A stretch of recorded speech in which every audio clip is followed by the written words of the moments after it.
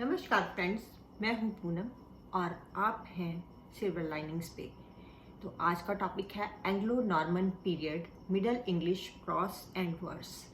तो चलिए स्टार्ट करते हैं।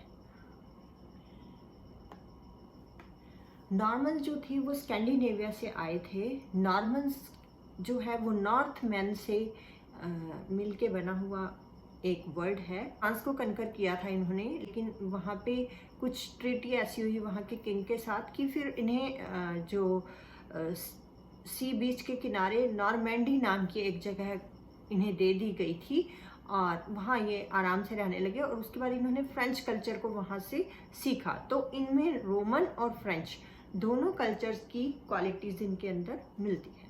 इनके तौर तरीके रोमन्स और फ्रेंच दोनों से मिलते हैं। इसके अलावा ये लैटिन सिविलाइजेशन को भी इन्होंने अपना रखा था, क्योंकि फ्रांस से नॉर्मैंडी के ड्यूक विलियम के अंडर 1066 में जो विलियम ड्यूक ऑफ नॉर्मैंडी की लीडरशिप में जीता गया था, तो ये अपने साथ लाए सबसे पहले तो लैटिन सिविलाइजेशन ये इंग्लैंड में लेके आए। ये लोग कौन सी भाषा बोलते थे? ये लोग फ्रेंच बोलते थे। और क्या क्या लेके आए? ये प्रैक्टिकल आइडियल्स लेके आए रोमन सिविलाइजेशन के, रोमन के मैनर्स, उनके तौर तरीके, उनके रहने के जो भी वे ऑफ लाइफ था वो लेके आए यहाँ। ये सबसे इम्पॉर्टेंट चीज़ जो ब्रिटेन में लेके आए वो था नेशनल आइडिया। नेशनल आइडिया ये ब्रिटेन में लेके आए। अब यहाँ की लैंग्वेज जो है वो फ्रेंच होगी। अब यहाँ पे एक छोटे छोटे चीफ्टेन्स नहीं होंगे, छोटे छोटे कबीले के सरदार नहीं होंगे। अब यहाँ पे होगा एक किंग, और किंग जो है वो अपने ड्यूक्स की सहायता से काम करेगा। तो ऐसा उन्होंने किया और एक स्ट्रॉन्ग सेंट्रलाइज्ड गवर्नमेंट बना दी गई।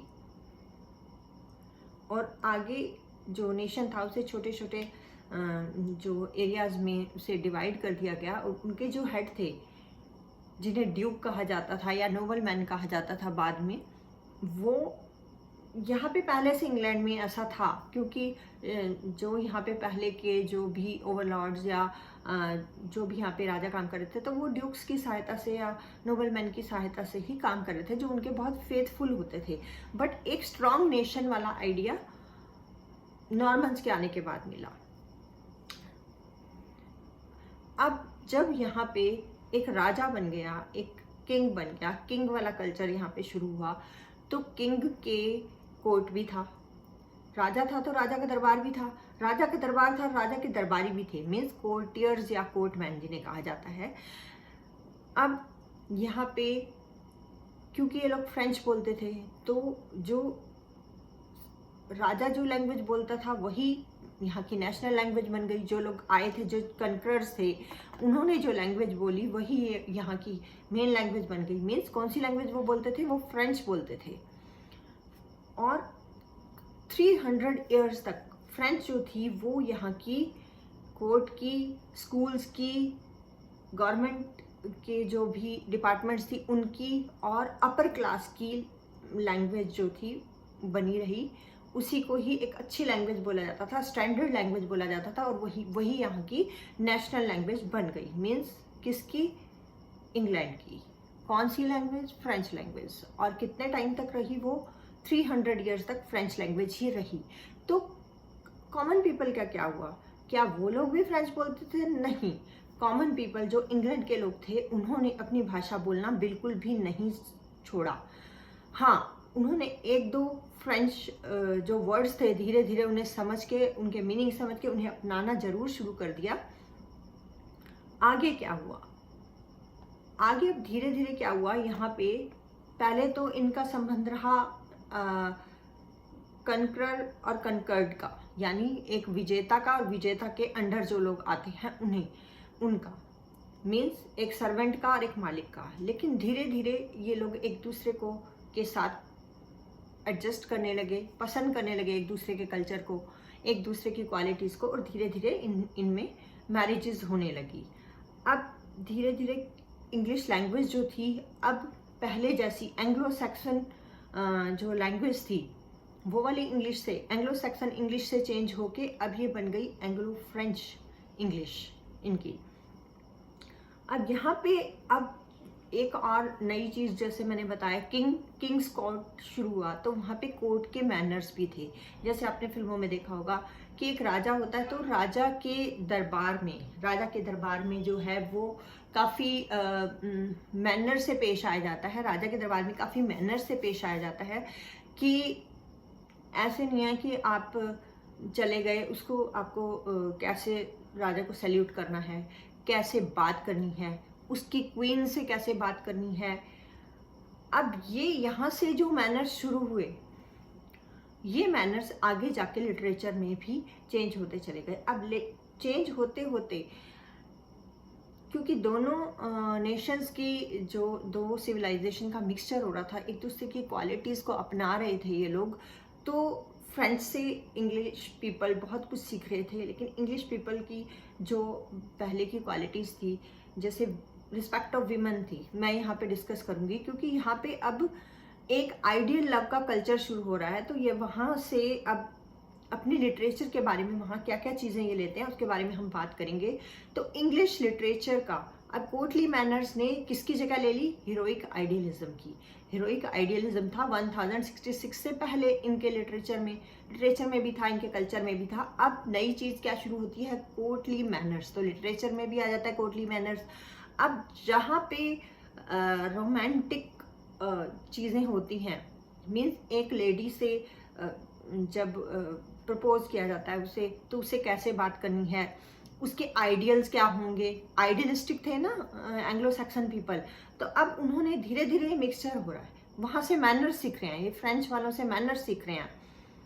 और आगे हम बात कर रहे हैं, सबसे पहले तो इंग्लिश लिटरेचर में ये जो मूवमेंट है कोर्टली मैनर्स का, इंग्लिश लिटरेचर में मूवमेंट शुरू होता है शानसून द जस्ट, मीन्स शार्लेमाइने और उसके साथियों की कहानियों से।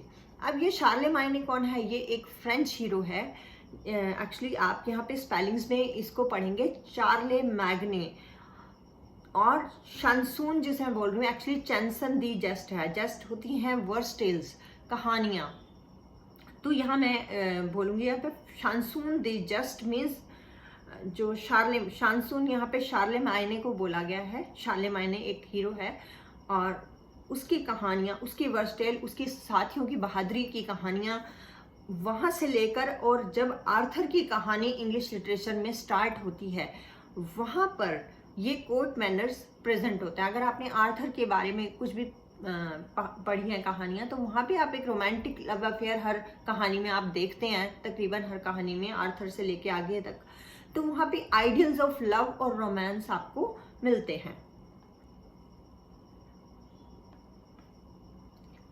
एक नई, अब ये तो हो गए कोर्टली मैनर्स। अब एक नई फ्यूडल सोसाइटी थी जो स्टार्ट हो रही थी यहाँ पे। ये क्या फ्रेंच लाए थे? नहीं, ये फ्रेंच नहीं लाए थे। ये यहाँ पे पहले से ही इंग्लैंड में डेवलप होनी शुरू हो गई थी। जब से इनकी जो भी यहाँ पे ओवरलॉर्ड होते थे, उनके प्रति जो भी डिवोशन होता था, ऑब्लिगेशंस, उनके ऑनर को ध्यान में रखते हुए, तो जब इंग्लैंड बटा हुआ था अलग अलग ट्राइब में, तभी से ही हम पहले भी पढ़ चुके हैं कि वो लोग अपने अपने ट्राइब के प्रति बहुत ही डिवोटेड रहते थे। लेकिन धीरे धीरे वो कल्चर आगे बढ़ता गया और जो भी वहाँ पे एक फ्यूडल सोसाइटी बन गई। मीन्स जो भी किसी एरिया का जो ऑनर होता था, तो वो एक तरह से लॉर्ड होता था वहाँ का, तो वो ओवरलॉर्ड के प्रति डिवोटेड होता था। लेकिन वो अपने यहाँ पे एक राजा टाइप होता था, लॉर्ड होता था, और वो किसी को भी, जिसको भी वो पैटर्न देता था, तो उसका अपना लिटरेरी कल्चर एक शुरू हो जाता था। तो ये फ्यूडलिज्म जो है वो फ्रेंच पीपल नहीं लाए थे, ये एंग्लो सैक्सन पीरियड के एंड में स्टार्ट हुआ है। ये अब 2.5 सेंचुरी जो नॉर्मन कॉन्क्वेस्ट के बाद का जो समय है, उस समय पे काफ़ी कुछ चेंजेस आए लिटरेचर में। फ्रेंच पीपल से इंग्लैंड के पीपल बहुत कुछ सीख रहे थे, तो वो लिटरेचर में दिखाई दे रहा था। तो